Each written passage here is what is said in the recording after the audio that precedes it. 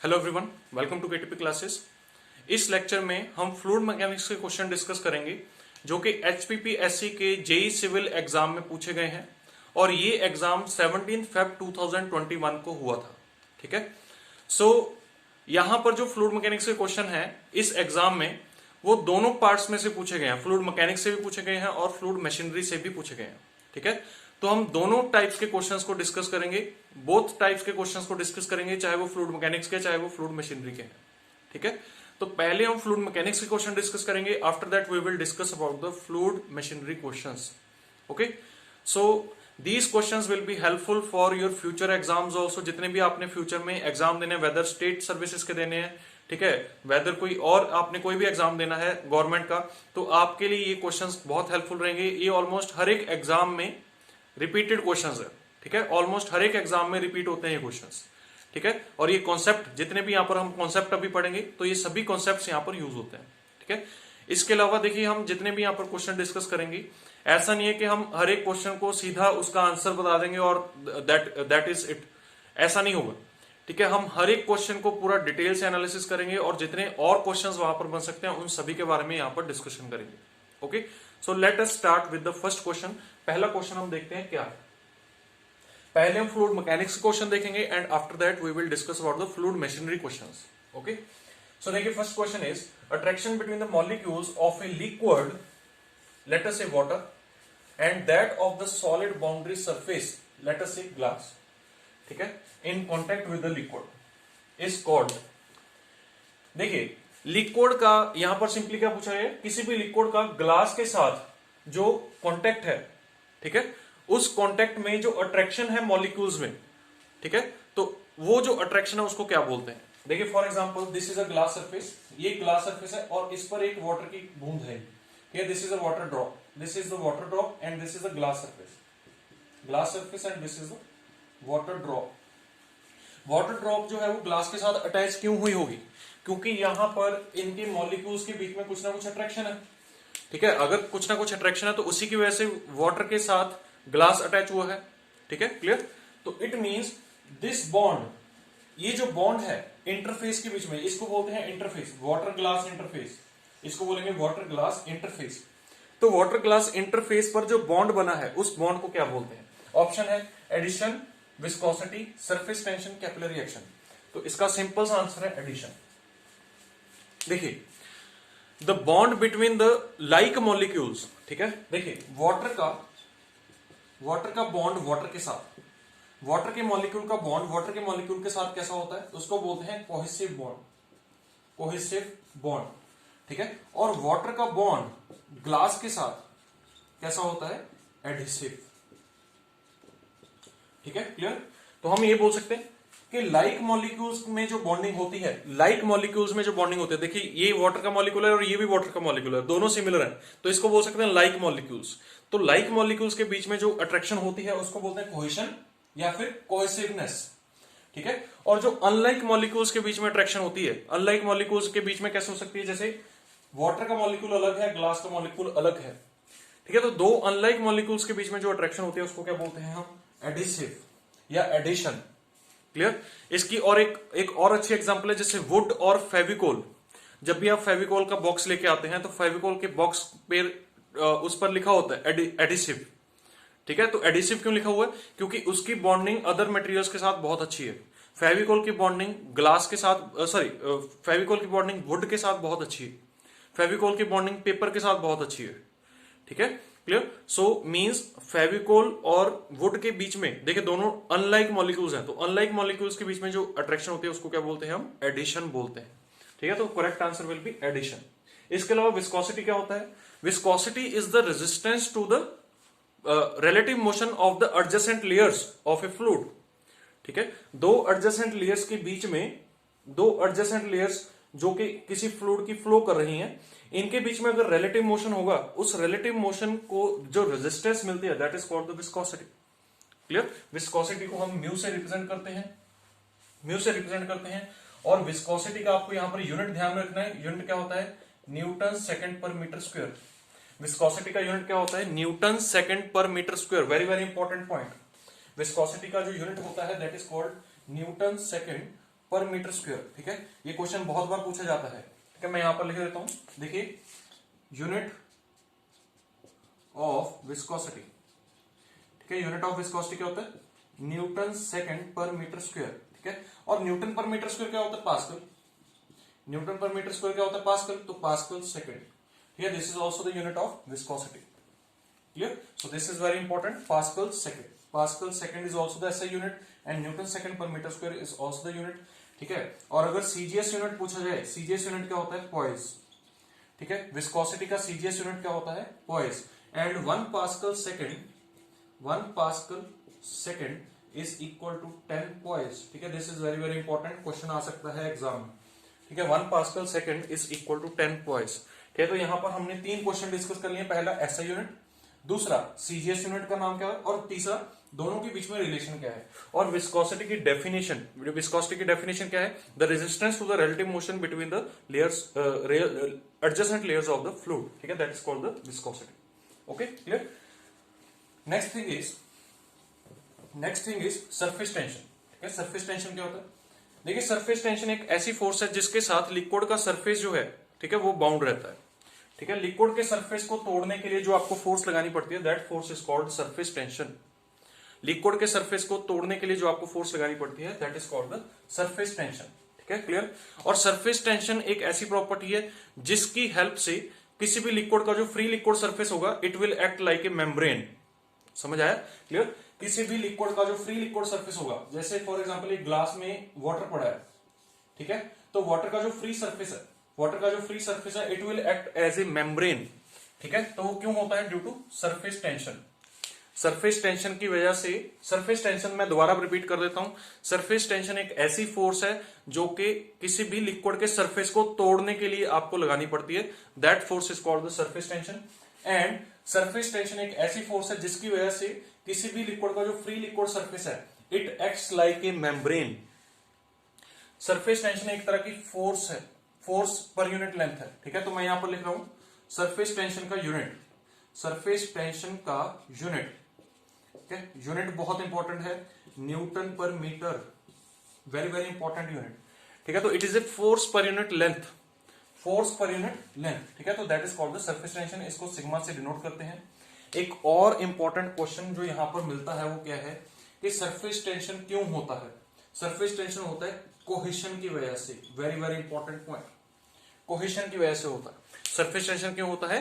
Cohesion की वजह से। और कोहेशन में समझा सकता हूं क्या होता है? वाटर का वाटर के साथ जो बॉन्ड है, ठीक है, वाटर का जो वाटर के साथ बॉन्ड है, that is called the cohesion. ठीक है, फेविकोल का फेविकोल के साथ जो बॉन्ड है, दैट इज कॉल्ड कोहेशन। ठीक है, वुड का वुड के साथ बॉन्ड कोहेशन है। ठीक है, बट वाटर का ग्लास के साथ जो बॉन्ड है, दैट इज कॉल्ड एडिशन। ठीक है, वाटर का बॉन्ड वुड के साथ वो कैसा है? एडिशन। फेविकोल का वुड के साथ कैसा है? एडिशन। ठीक है, तो ये चीज ध्यान में रखनी है। और सरफेस टेंशन क्यों होता है? कोहेशन की वजह से होता है, कोहेशन की वजह से होता है। This is very very important point. Cohesion की वजह से क्यों होगा? देखिए फॉर एग्जांपल, जैसे यहां पर एक पॉइंट है, ये एक मॉलिक्यूल है, it is surrounded by various molecules. एक मॉलिक्यूल किसी भी लिक्विड में, ये फॉर एग्जांपल स्टैटिक लिक्विड है, स्टैटिक लिक्विड में एक यहां पर मॉलिक्यूल है, तो ये मॉलिक्यूल और मॉलिक्यूल से सराउंडेड है और सभी मॉलिक्यूल्स इसको अपनी तरफ खींच रहे हैं। तो अगर सभी मॉलिक्यूल्स इसको अपनी तरफ खींचेंगे और इक्वल फोर्स लगाएंगे, तो इस मॉलिक्यूल पर नेट फोर्स क्या आएगी? जीरो आएगी। और अगर नेट फोर्स जीरो आएगी तो इट मींस ये मॉलिक्यूल यहीं पर खड़ा रहे। बट देखिए, अब अगर एक मॉलिक्यूल सरफेस पर है, सरफेस पर जो मॉलिक्यूल है, अब इसके सराउंडिंग में जो मॉलिक्यूल्स हैं वो यहां पर है। देखिए यहां पर नहीं है, यहां पर तो एयर है, यहां पर वाटर है। क्लियर? तो वाटर के मॉलिक्यूल को वाटर का मॉलिक्यूल ही खींचेगा अपनी तरफ, वाटर के मॉलिक्यूल को वाटर का मॉलिक्यूल ही अपनी तरफ खींचेगा ज्यादा फोर्स से। एयर का मॉलिक्यूल उतनी फोर्स से नहीं खींच पाएगा। ठीक है, तो इस पर नेट फोर्स कैसे आ जाएगी? डाउनवर्ड। अगर नेट फोर्स डाउनवर्ड आ जाएगी तो यहां पर क्या होगा? ये जो सरफेस है ये थोड़ा सा नीचे की तरफ शिफ्ट हो जाएगा। क्लियर? तो अगर नीचे की तरफ शिफ्ट हो जाएगा then it will act as a membrane. तो that's why surface tension, surface tension एक ऐसी प्रॉपर्टी है जिसकी वजह से किसी भी फ्री लिक्विड सरफेस, कोई भी फ्री लिक्विड सरफेस कैसे एक्ट करता है? मेम्ब्रेन की तरह एक्ट करता है। या तो this is very important. Okay,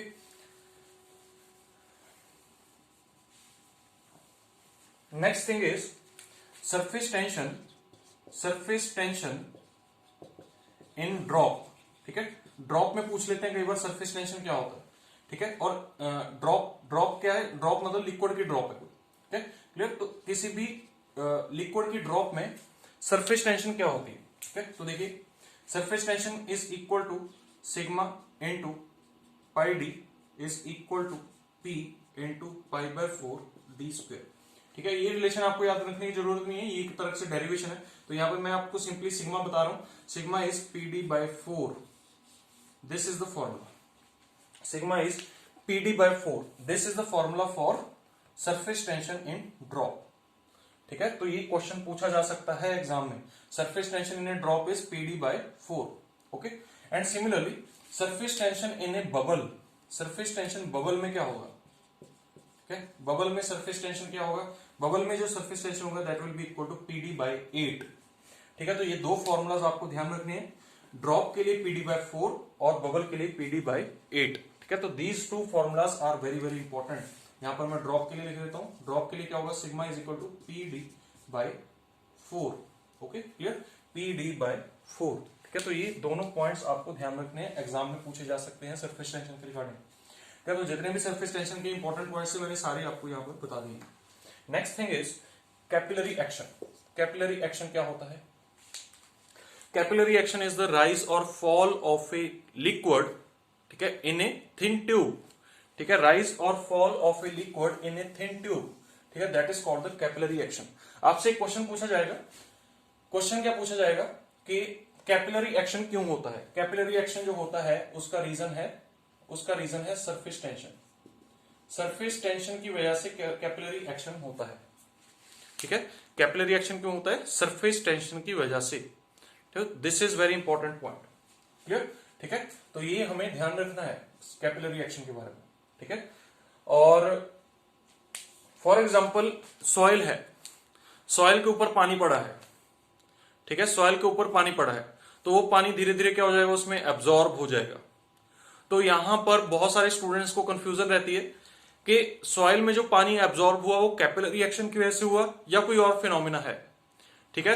तो सॉइल में जो वाटर एब्जॉर्ब हुआ है वो एब्जॉर्प्शन है, उसको एब्जॉर्प्शन बोलते हैं, कैपिलरी एक्शन नहीं बोलते हैं।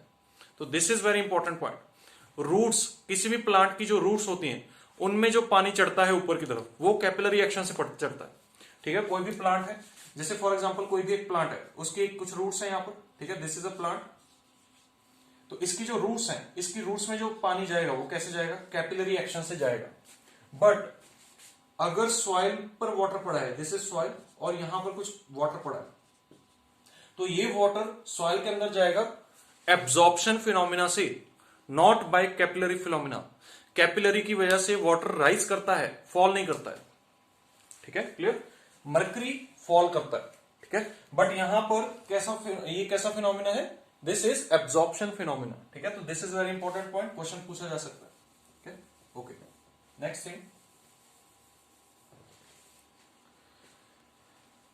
नेक्स्ट थिंग इज, अच्छा कैपिलरी एक्शन के बारे में एक चीज और देख लेते हैं। देखिए हाइट ऑफ राइज, देखिए कैपिलरी एक्शन में मैंने बताया कि हाइट राइज करता है, ठीक है, लिक्विड राइज करता है, ठीक है, और फॉल, यहां पर मैं लिख देता हूं फॉल, ठीक है। हाइट ऑफ राइज और fall is proportional to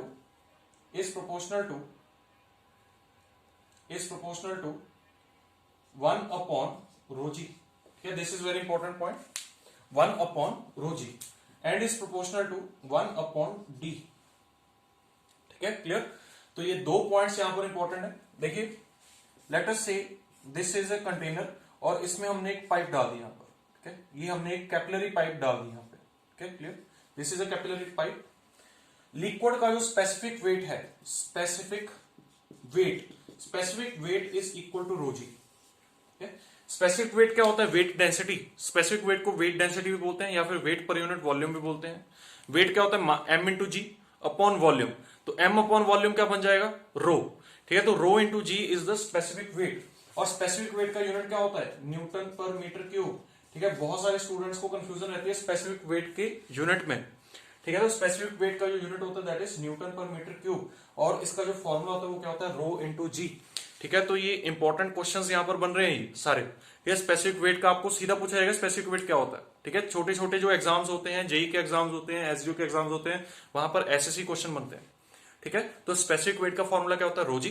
specific weight का यूनिट क्या होता है, newton per metre cube. Okay, Newton per metre cube. Okay, तो अगर इस लिक्विड का स्पेसिफिक वेट रोजी है और अगर इस पाइप का डायमीटर डी है, ठीक है, तो जितना डी कम होगा उतना हाइट ऑफ राइज ज्यादा होगा, जितना स्पेसिफिक वेट ज्यादा होगा उतना हाइट ऑफ राइज कम होगा। ठीक है, तो ये चीज आपको ध्यान में रखनी है। It is inversely proportional to rho ji into D. ठीक है, height of rise is inversely proportional to rho ji and D. Okay, एक चीज और यहां पर जो इंपॉर्टेंट है वो क्या है, वेटिंग लिक्विड। वेटिंग लिक्विड जो होता है, वेटिंग लिक्विड वो राइज करेगा and non waiting liquid, non waiting liquid वो क्या करेगा, फॉल करेगा। ठीक है, वेटिंग लिक्विड कैसा है, जैसे वाटर, वाटर कैसा है waiting liquid. Non waiting liquid कैसा है, mercury, mercury, mercury is a non waiting liquid. ठीक है, एक चीज और जो ध्यान में रखनी है, देखिए वाटर, वाटर के लिए angle of contact, angle of contact between water and glass, water और ग्लास के बीच में जो एंगल ऑफ कॉन्टेक्ट होता है वो 0 डिग्री होता है। ठीक है, and angle of contact, angle of contact between water and mercury is equal to 119 degree भी लिखा होता है कई जगह पे, कई जगह पे लिखा होता है 128 डिग्री। ठीक है, तो ये ध्यान में रखना है, angle of contact between water and glass, angle of contact between water and mercury, sorry water नहीं है यहां पर, ग्लास है, sorry glass and mercury. Mercury और ग्लास में जो एंगल ऑफ कॉन्टेक्ट है वो 119 से लेके 128 तक आप बोल सकते हैं, और एंगल ऑफ कॉन्टेक्ट वाटर और ग्लास के बीच में क्या होता है, 0 डिग्री होता है। तो these are very very important questions. ठीक है, ये आपको ध्यान में रखने हैं। नॉन वेटिंग लिक्विड हमेशा क्या करता है, फॉल करता है, वेटिंग लिक्विड हमेशा राइज करता है। Height of rise is inversely proportional to rho G, height of rise is inversely proportional to diameter of capillary tube. ठीक है, angle of contact between water and glass is 0 degree, angle of contact between glass and mercury is 119 to 128 degree. Okay, so these were the important points about the capillary action. Okay, next thing.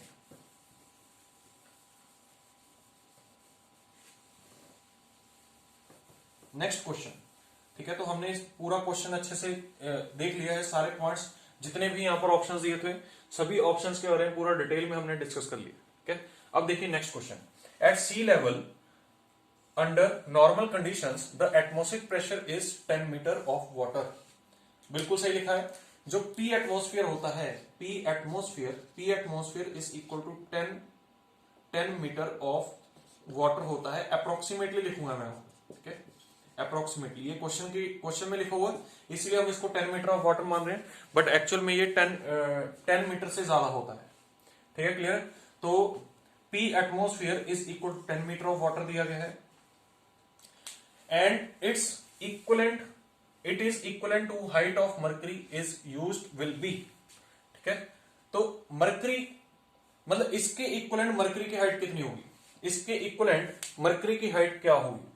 ठीक है, तो ये हमें यहां पर बताना है। Okay, सो इसके इक्वलेंट जो मर्करी की हाइट होगी that will be equal to 76 centimetre, 76 centimetre. Okay, हाँ जी, ठीक है। So this is the correct answer, 76 centimetre. ठीक है, देखिए इस कैसे आए, देखिए the pressure is equal to rho ji H. ठीक है, ये होता है प्रेशर का फॉर्मूला। क्लियर, प्रेशर का फॉर्मूला रो जी एच होता है and P atmosphere is equal to 101325 pascal होता है। प्रेशर जो एटमॉस्फेरिक प्रेशर वो कितना होता है, 101325 पास्कल। या फिर इसको क्या बोल सकते हैं, या इसको बोल सकते हैं 1.01325 बार। ठीक है, because 1 bar is equal to 10⁵ pascal. ठीक है, तो ये सभी चीजें आपको यहां पर ध्यान में रखनी है। ठीक है, प्रेशर का फॉर्मूला क्या होता है, rho ji h, P atmosphere is equal to 1.01325 pascal, जिसको हम 1.01325 बार भी लिख सकते हैं and 1 bar is equal to 10⁵ pascal होता है। Okay, so this is important point. Next thing is, अब हमें क्या बोला गया कि पी एटमोस्फेयर 10 मीटर के इक्वलेंट है। क्या इसका क्या मतलब है? इसका ये मतलब है कि अगर हम एक वाटर का कॉलम लें, ठीक है, अगर हम एक वाटर का कॉलम लें,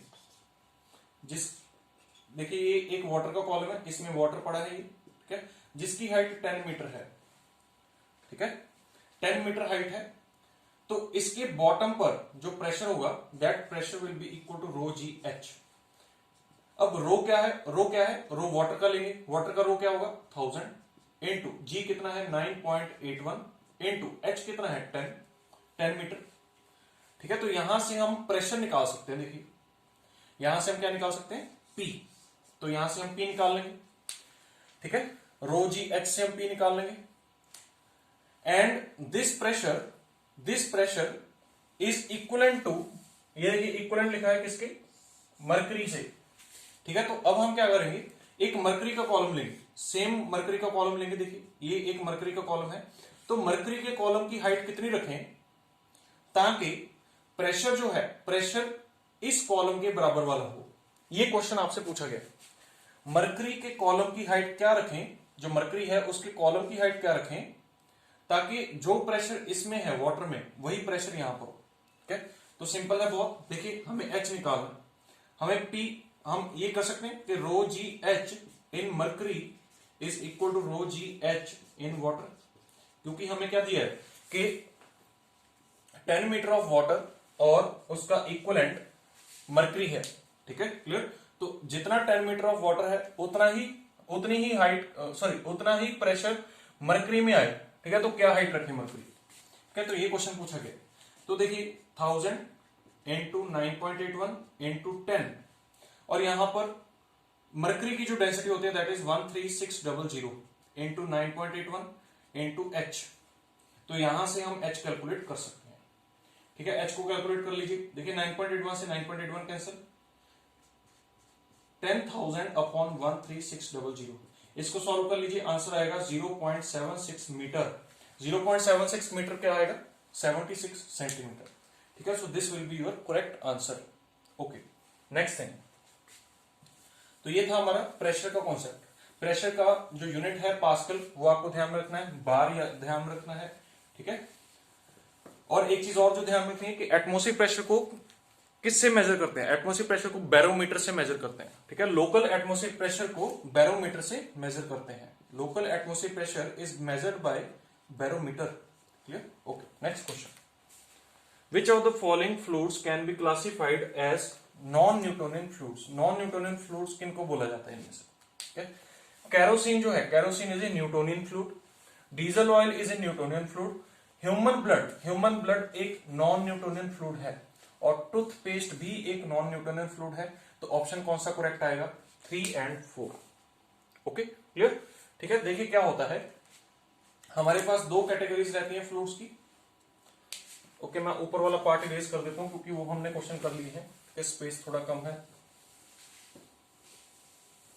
तो यहां पर हम न्यूटोनियन और नॉन न्यूटोनियन फ्लूइड देखते हैं, ठीक है। देखिए हमारे पास दो कैटेगरीज रहती हैं, न्यूटोनियन फ्लूइड्स, न्यूटोनियन और non Newtonian. Okay, non Newtonian, Newtonian fluids क्या होते हैं? Newtonian fluids are fluids which follow Newtonian's law of viscosity. Newtonian's law of viscosity क्या होता है? Tau is equal to mu du by d y. इस rule को जो fluids follow करते हैं उन फ्लूइड्स को हम क्या बोलते हैं? Newtonian fluid. और जो फ्लूइड्स इस रूल को फॉलो नहीं करते हैं उनको क्या बोलते हैं हम? नॉन न्यूटोनियन फ्लूइड्स, ठीक है। न्यूटोनियन फ्लूइड्स की एग्जांपल जैसे एयर, वाटर, कैरोसिन, ठीक है, डीजल, पेट्रोल, ठीक है, ये सभी किसकी एग्जांपल है? न्यूटोनियन फ्लूइड्स की एग्जांपल है। नॉन न्यूटोनियन फ्लूइड्स में देखिए क्या होता है, नॉन न्यूटोनियन फ्लूइड्स में आपके पास दो कैटेगरीज रहती हैं further, one is time independent and other are time dependent, ठीक है, टाइम डिपेंडेंट, ठीक है। तो ये दो कैटेगरीज रहती हैं नॉन न्यूटोनियन फ्लूइड्स में। टाइम इंडिपेंडेंट में फर्दर तीन कैटेगरीज है, बिंघम प्लास्टिक ठीक है, dilatant and third is pseudoplastic, clear. सो ये हमारी क्या है, नॉन न्यूटोनियन फ्लूइड्स हैं जो कि टाइम इंडिपेंडेंट है। ठीक है, टाइम डिपेंडेंट में कौन कौन से आते हैं, थिक्सोट्रॉपिक एंड रियोपेक्टिक, क्लियर। ठीक है, ये है टाइम डिपेंडेंट। टाइम डिपेंडेंट में क्या होता है, विस्कोसिटी इंक्रीज या विस्कोसिटी डिक्रीज। ठीक है, टाइम के साथ विस्कोसिटी चेंज हो जाती है।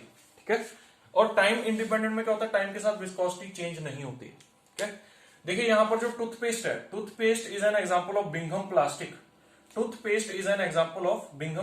तो टूथपेस्ट जो है वो बिंघम प्लास्टिक के एग्जांपल है, और ह्यूमन ब्लड जो है वो सूडोप्लास्टिक है। ब्लड जो है वो क्या है, सूडोप्लास्टिक है। ठीक है, क्लियर। तो ये आपको यहां पर पूरा क्लासिफिकेशन आ सकता है कि कौन से फ्लूइड्स कौन कौन से हैं। ठीक है, ओके। तो these are the types of fluids जो कि नॉन न्यूटोनियन फ्लूइड्स हैं। ठीक है, और नॉन न्यूटोनियन फ्लूइड्स कौन सा रिलेशन फॉलो करते हैं, नॉन न्यूटोनियन फ्लूइड्स ये वाला रिलेशन फॉलो करते हैं, tau is equal to mu d u by d y की power n plus tau not. ठीक है, तो ये वाला रिलेशन फॉलो करते हैं नॉन न्यूटोनियन फ्लूइड्स। ठीक है, क्लियर। बिंघम प्लास्टिक में क्या होता है, n is equal to 1 and tau not equal to 0। तो ये रिलेशन आपसे सीधे पूछे जा सकते हैं, n is equal to 1, tau not equal to 0। Dilatant में क्या होता है, डाइलेटेंट में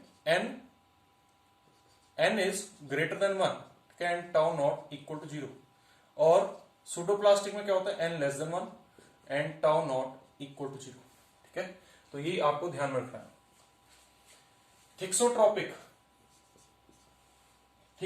में क्या होता है, थिक्सोट्रॉपिक में n लेस देन 1 और टाउ नॉट इक्वल टू 0, और रियोपेक्टिक में n greater than 1, tau not equal to 0, sorry not equal to 0। ठीक है, so these are the relations for non Newtonian fluids. ठीक है, तो आप n की डिफरेंट वैल्यूज पुट करके ये रिलेशंस बना सकते हैं। ओके, सो ये है हमारा थर्ड क्वेश्चन, ठीक है, नॉन न्यूटोनियन फ्लूइड्स के बारे में। बाकी हमने न्यूटोनियन और नॉन न्यूटोनियन फ्लूइड्स के बारे में पूरा डिटेल्ड लेक्चर विद एग्जांपल्स हमने यूट्यूब पर ही डाला हुआ है, आप उस लेक्चर को देख सकते हैं। ठीक है, पूरा नॉन न्यूटोनियन और न्यूटोनियन फ्लूइड्स का पूरा अच्छे से क्लासिफिकेशन वहां पर दिया गया है। ठीक है, तो आप वहां पर पूरा ये देख सकते हैं, पूरा topic. Okay, next is vacuum pressure. Vacuum pressure के बारे में भी हमने वीडियो डाला हुआ है। ठीक है, तो वो वीडियो भी आप देख सकते हैं। वैक्यूम प्रेशर क्या होता है, वैक्यूम प्रेशर देखिए,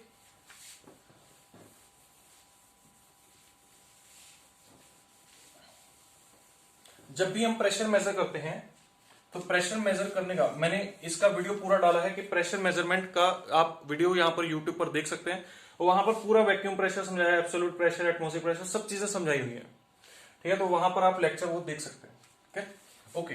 तो देखिए लेटर से इस साइड पर प्रेशर बढ़ रहा है, क्या इस साइड पर अगर प्रेशर बढ़ रहा है तो ये जो लाइन है, इस लाइन को अगर हम रेफरेंस लाइन माने तो यहां पर प्रेशर की वैल्यू क्या होगी, प्रेशर की वैल्यू क्या होगी, 0। इसको बोलते हैं एब्सोल्यूट जीरो, एब्सोल्यूट जीरो। ठीक है, एब्सोल्यूट जीरो भी बोलते हैं, कंप्लीट वैक्यूम भी बोलते हैं, कंप्लीट वैक्यूम। ओके, लेटर से जैसे जैसे हम ऊपर जाएंगे तो प्रेशर की वैल्यू क्या होगी, बढ़ेगी। एक पॉइंट लेटर से ये है, इस पर जो प्रेशर की वैल्यू आई, this pressure is equal to 101325 pascal. ठीक है, and it is called atmospheric pressure. इसी को हम क्या बोलते हैं, एटमॉस्फेरिक प्रेशर बोलते हैं। ठीक है, क्लियर।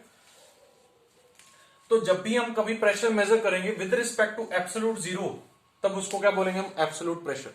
और जब भी हम कभी प्रेशर मेजर करेंगे with respect to atmospheric pressure line, तब उसको क्या बोलेंगे हम, गेज प्रेशर। ठीक है, फॉर एग्जांपल मुझे इस पॉइंट पर प्रेशर बताना है, दिस इज पॉइंट 1, और 1 पॉइंट पर मुझे प्रेशर बताना है, तो मैं दो तरीके से बता सकता हूं। एक तो ये कि यहां से कितना ज्यादा है, ठीक है, तो इसको बोलेंगे पी एब्सोल्यूट, पी एब्सोल्यूट। और एक इस तरीके से भी बता सकते हैं एटमॉस्फेरिक प्रेशर से कितना ज्यादा है, तो इसको बोलेंगे पी गेज। ठीक है, क्लियर। तो यहां पर हम एक रिलेशन बना सकते हैं क्या, कि P absolute is equal to P atmosphere plus P gauge. So this is very important point, clear. P absolute is equal to P atmosphere plus P gauge. और लेटर से अब एक हमारे पास एक और पॉइंट है, लेटर से दिस इज पॉइंट 2। ठीक है, अगर हमें 2 पॉइंट पर सेम केस करना है तो कैसे करेंगे? देखिए, this is absolute pressure P absolute 2, ठीक है, यह है P एब्सोल्यूट 1, यह है P गेज 1, यह है P एब्सोल्यूट 2। अगर 2 पॉइंट पर हमें गेज प्रेशर बताना है तो गेज प्रेशर हम कैसे बताते हैं कि एटमॉस्फेयर प्रेशर से कितना ज्यादा है या कितना कम है। ठीक है, तो एटमॉस्फेयर प्रेशर की रेफरेंस में जब हम प्रेशर मेजर करते हैं तो उसको गेज प्रेशर बोलते हैं, एब्सोल्यूट जीरो की रेफरेंस में जब हम करते हैं तो उसको एब्सोल्यूट प्रेशर बोलते हैं। तो यहां पर अगर हमें एटमॉस्फेयर प्रेशर लाइन की हेल्प से, एटमॉस्फेयर प्रेशर लाइन की रेफरेंस से हमने प्रेशर को मेजर करना है तो हमें नीचे की तरफ आना पड़ेगा। This will be your gauge pressure. But इस बार जो ये जो गेज प्रेशर है ये कैसा है? नेगेटिव है। तो इसको हम नेगेटिव साइन से दिखाएंगे, क्योंकि इस पॉइंट पर आके इस लाइन पर गेज प्रेशर की वैल्यू क्या थी? 0। ठीक है, तो आपसे ये सिंपली क्वेश्चन पूछा जा सकता है कि एटमॉस्फेयर प्रेशर लाइन पर गेज प्रेशर क्या होता है? तो एटमॉस्फेयर प्रेशर लाइन पर गेज प्रेशर क्या होता है? 0। ठीक है, और एटमॉस्फेयर प्रेशर लाइन के नीचे गेज प्रेशर कैसा होता है? Negative. And negative gauge pressure is equal to called vacuum pressure.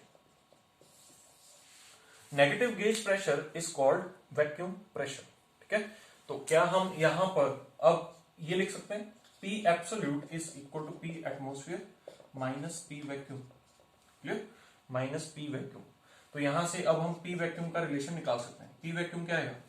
P vacuum will be equal to P absolute, sorry, P atmosphere minus P absolute.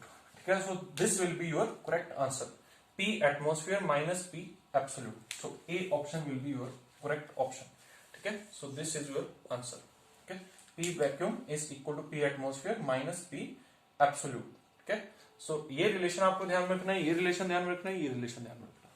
Okay, clear? Next question,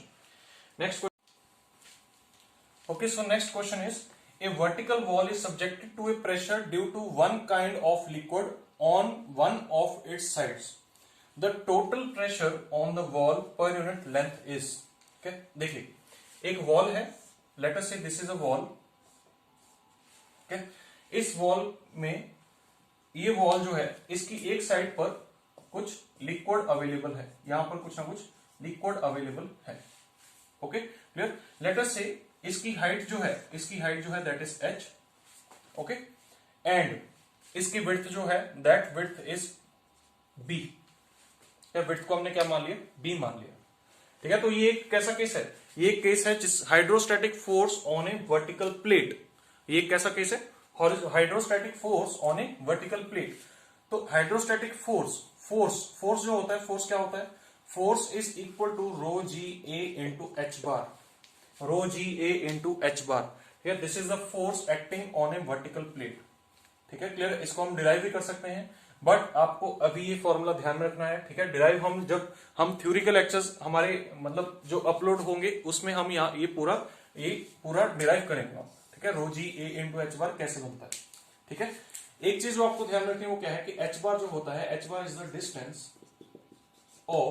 distance of centre of gravity of vertical plate from free liquid surface. Clear? This is very important. H bar क्या होता है? जो wall है, wall का जो CG है, let us say this is the CG. okay? Wall की CG का distance from free liquid surface से डिस्टेंस कितना आएगा? h/2। ठीक है, तो हम लिख सकते हैं h bar is equal to h/2। Okay, तो यहां पर डाल दीजिए क्या आएगा?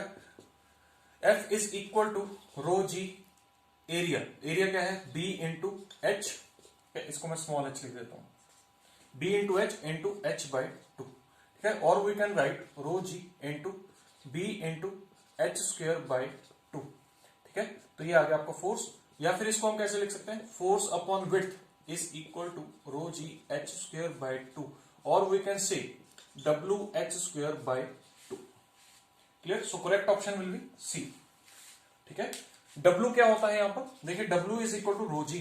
w को क्या लिखा है? रो जी। इसको हमने क्या बोलते हैं? Specific weight. मैं आपको पहले बता चुका हूं, specific weight. Okay, and this is the force per unit length. Length कौन सी? जो उसकी विड्थ है एक्चुअली, ठीक है। तो विड्थ के अलोंग उसको हमने क्या बोला यहाँ पर, उसी को यहाँ पर क्या बोल रहे हैं, length. Clear?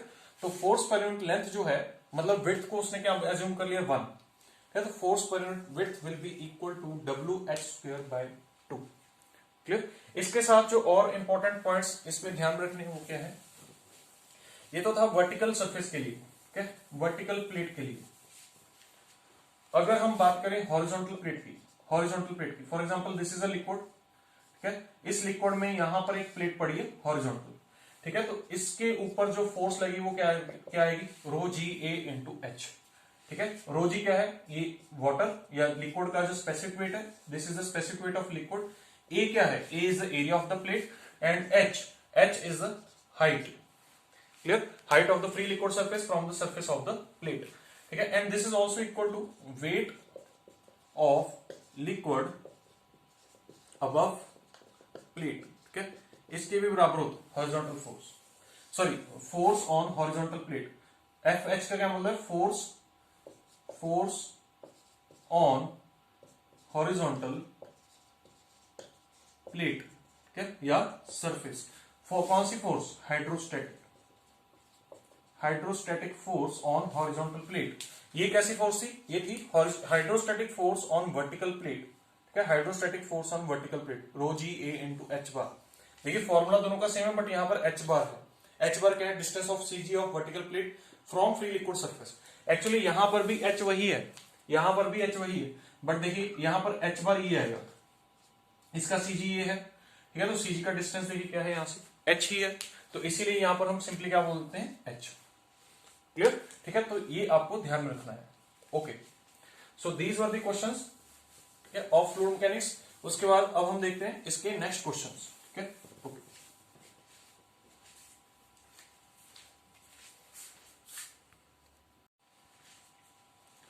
okay, so next question is the correct relation between coefficient of contraction, coefficient of velocity and coefficient of discharge is।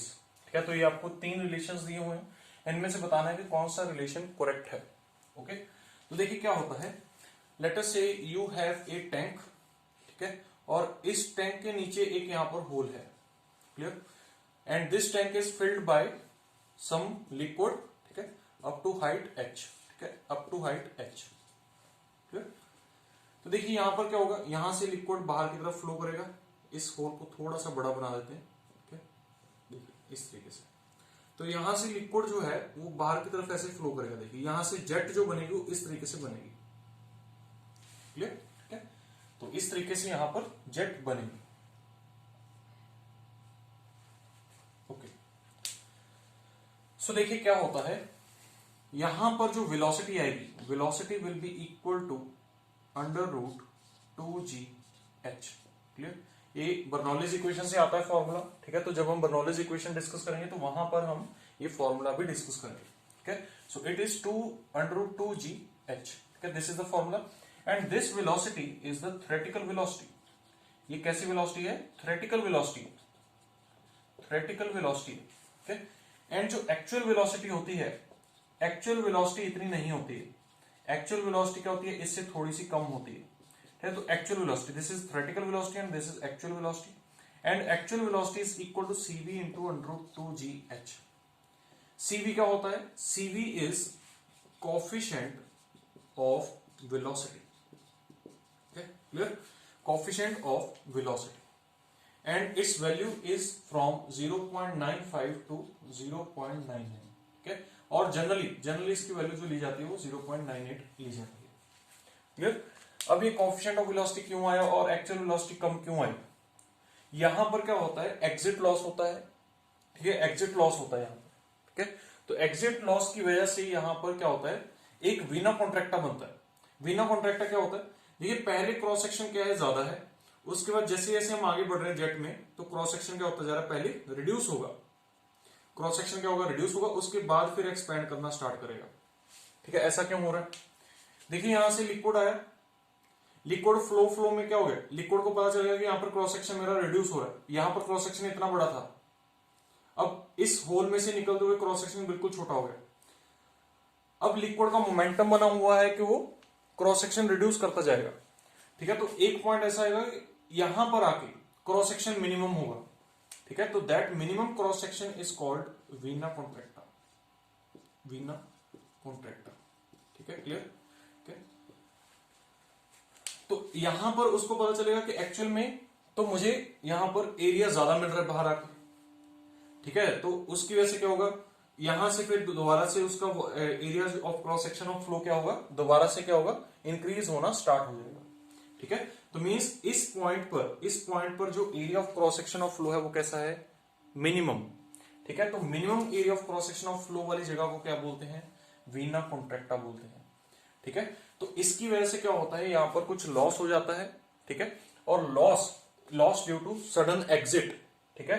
तो that loss, due to that loss यहां पर जो थ्योरेटिकल वेलोसिटी है, ठीक है, वो एक्चुअल वेलोसिटी नहीं है, ठीक है। एक्चुअल वेलोसिटी क्या है, थ्योरेटिकल से कम है। तो क्या हम ये बोल सकते हैं कि actual velocity upon theoretical velocity is equal to CV, actual velocity upon theoretical velocity is equal to CV, ठीक है। So this is one formula. Second thing is, देखिए, let us say area of cross section of hole is A and area of cross section of vena contracta is A naught, ठीक है। So A naught upon A, this is equal to CC, A naught upon A is equal to CC, इसको बोलते हैं coefficient of contraction, coefficient of contraction. जैसा कि मैंने आपको बोला vena contracta is the minimum area, A बड़ा area है जो कि इस होल का है, होल से निकलते हुए वाटर क्या करेगा, पहले थोड़ा सा और रिड्यूस करेगा, उसके बाद फिर बढ़ना स्टार्ट होगा, ठीक है। तो जो minimum area of cross section है उसको वीना कॉन्ट्रैक्टा बोल रहे हैं, और वीना कॉन्ट्रैक्टा का ही एरिया क्या है, ए नॉट है, ठीक है, और होल का एरिया क्या है, ए, और ए नॉट अपॉन ए की जो रेशियो है that is called the coefficient of contraction, और ये जो रेशियो होती है इट रेंजेस फ्रॉम 0.62 टू 0.69, ठीक है, इस रेंज में रहती है। और जनरली इसकी जो वैल्यू रहती है वो क्या रहती है, 0.66, ठीक है, 0.66 जनरली वैल्यू जो लेते हैं वो क्या लेते हैं, 0.66 लेते हैं, ठीक है। बट इसकी रेंज जो करती है वो क्या करती है, 0.62 टू 0.69, ठीक है, clear. So this is your coefficient of contraction CC. अब एक हमारे पास होता है कोफिशिएंट ऑफ डिस्चार्ज, ठीक है, कोफिशिएंट ऑफ डिस्चार्ज सीडी, इसको बोलते हैं कोफिशिएंट ऑफ डिस्चार्ज, ठीक है, ये लिखा होगा, ठीक है।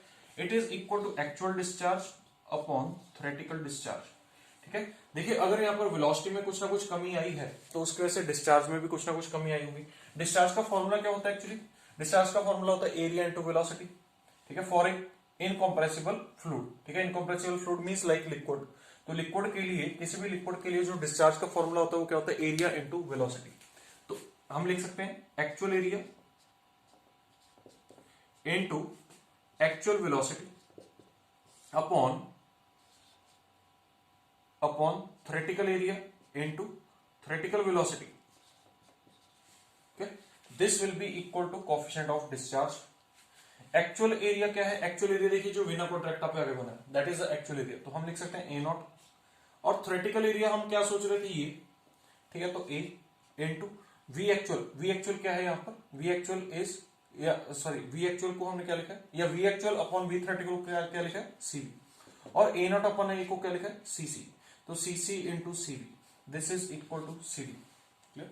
सो correct option is CD is equal to CV into CC, clear, ठीक है। और CD की भी जो वैल्यू होती है इट इज अराउंड 0.62 टू 0.66, या this is the range of coefficient of discharge for this particular case, ठीक है। इस पर्टिकुलर केस के लिए कोफिशिएंट ऑफ डिस्चार्ज का जो रेंज है वो ये रहता है। एक और जो आपको चीज ध्यान रखनी है कि कोफिशिएंट ऑफ डिस्चार्ज का वैल्यू 0.98 के करीब होता है फॉर वेंचुरीमीटर, वेंचुरीमीटर के लिए कोफिशिएंट ऑफ डिस्चार्ज सबसे बड़ा होता है, ठीक है, 0.98 के करीब होता है, okay. Next thing is, next question is a flow in which each liquid particle has a definite path and path of individual particles do not cross each other, okay, and that path is called streamline flow, that flow is called streamline flow। देखिए streamline क्या होता है, streamline क्या होता है,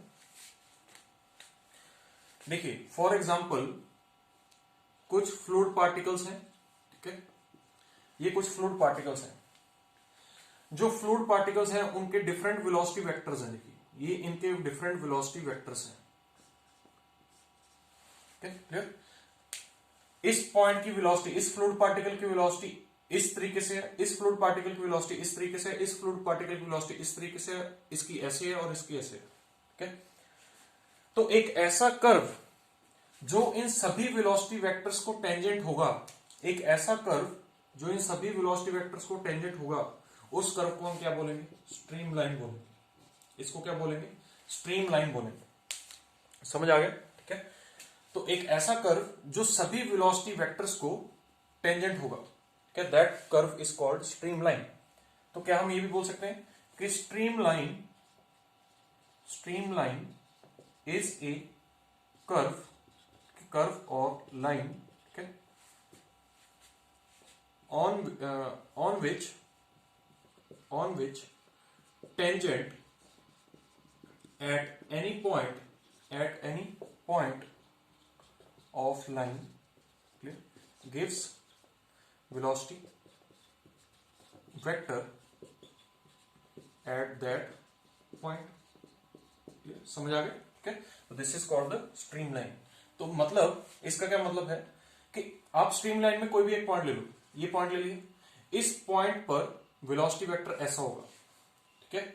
तो streamline एक ऐसी लाइन है कि जिस पर किसी भी पॉइंट पर जो उसकी डायरेक्शन में अगर आप एक लाइन बनाओगे, ठीक है, तो वो लाइन क्या बताएगी, उस पॉइंट का वेलोसिटी वेक्टर बताएगी, that is called the streamline, ठीक है, clear.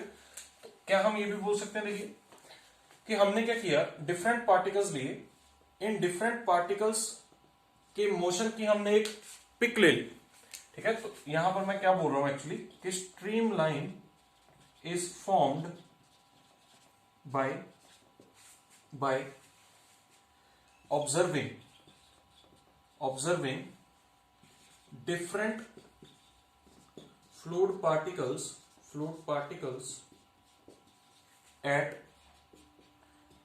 at same instant of time,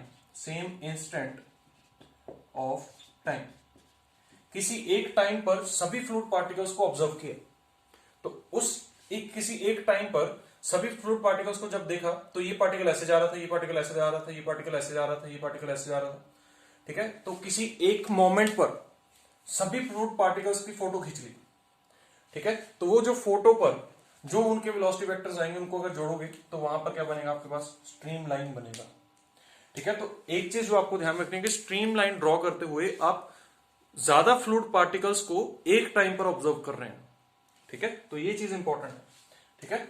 अब एक होता है पाथलाइन।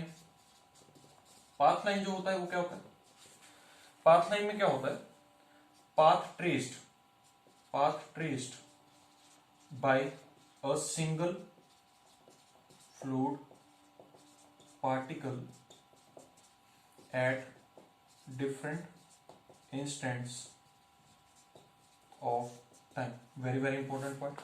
पाथ लाइन और स्ट्रीम लाइन में आपको डिफरेंस यहां पर समझ आ जाएगा। देखिए पाथ लाइन जब हम बनाते हैं तो किसी एक ही पार्टिकल को ऑब्जर्व करते हैं, ये पार्टिकल एक टाइम पर यहां पर था, दूसरे टाइम पर ये यहां पर चला गया, तीसरे टाइम पर ये यहां पर चला गया, चौथे टाइम पर ये यहां पर चला गया, तो this is the path line.